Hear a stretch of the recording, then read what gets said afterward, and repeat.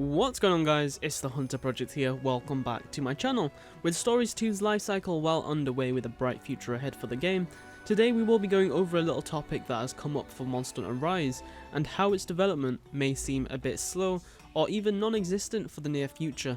Of course, excluding the little event crossovers that we've been getting and will be getting until September. And with people comparing the two games' roadmaps, it's probably not helping Rise's case.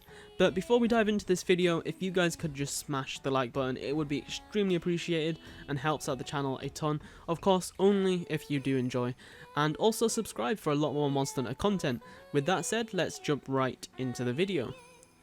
Monster Hunter Rise has had a solid 4 months nearly since its launch, and the game is at a pretty good state for the time being. We have a solid roster, a proper ending, and a variety of weapons and armors to try out.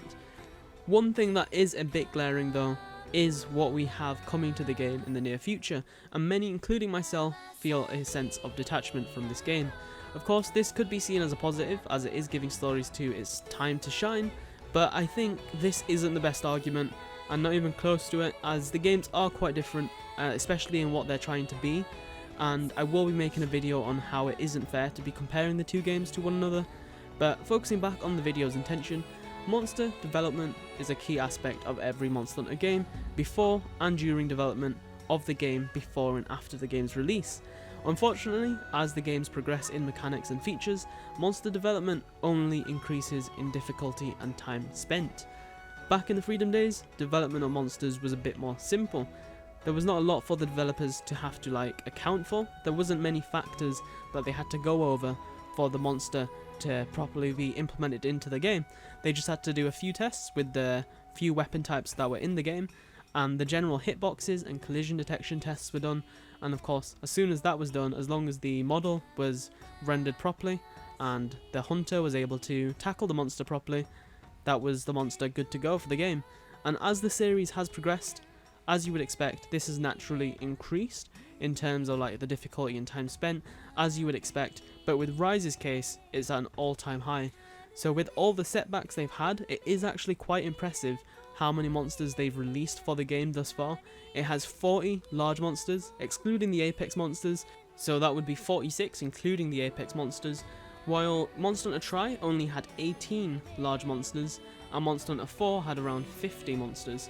Rise's 5th gen sibling game, World, only had 33 monsters in the base game, so Rise is definitely not lacking too much in the monsters department.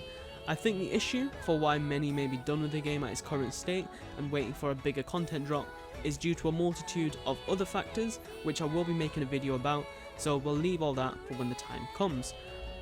Monster development is probably by far the most time consuming for Monster Hunter Rise out of all the entries in the series, for a bunch of reasons.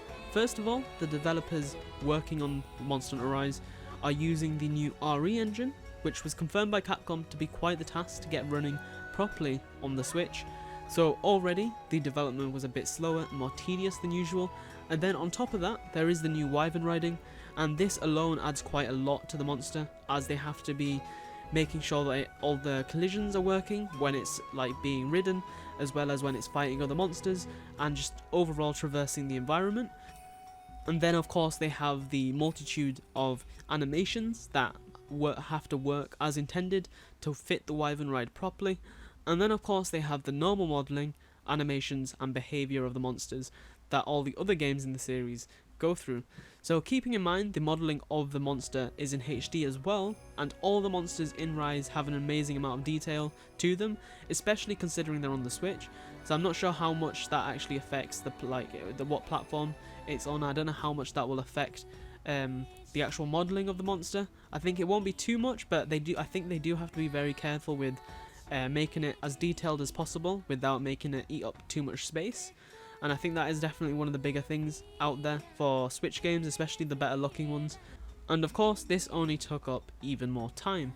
Taking this into account, it's pretty awesome to see how much they were able to quickly push out in terms of content after launch to recover from the game's unfinished state. And on top of this, they have to make sure the monster's capabilities and overall presence fits within the console's confines of the Nintendo Switch, and you have to remember quite a bit of time will pass during the development of one monster, and it's not an overnight or over 1 week process, and it does take a decent amount of time to get it done properly and implemented as they intended for the monster to work. In addition to this, they are most likely already underway with the big G expansion to Rise, so many monsters that may seem like they could be thrown in right now are being saved for a later date for like a big content drop, and I think this includes monsters like Zamtrios, Agnactor, monsters of whom we already have the smaller versions of, but I'm all down for getting like a decent content drop when the PC version releases, which I doubt will be when the G expansion releases. I think that will be late next year, most likely, or possibly even 2023, if it's anything similar to like how World did it. But I think definitely we do have something on the way that they haven't told us. I doubt that Capcom will just keep us without any monsters for like however long we have till the PC release. I'm hoping a lot that the PC release will come along with a few monsters to drop with it, just so we're not just playing through the exact same game again, especially for the Switch people who want to utilize the PC's capabilities that of course surpass the Nintendo Switch by light years. But with that said guys, that does bring us to the end of this video.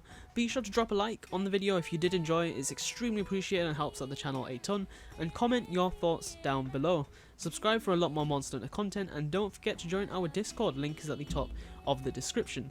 Thank you all so much for watching, and I'll see you in the next one. Bye.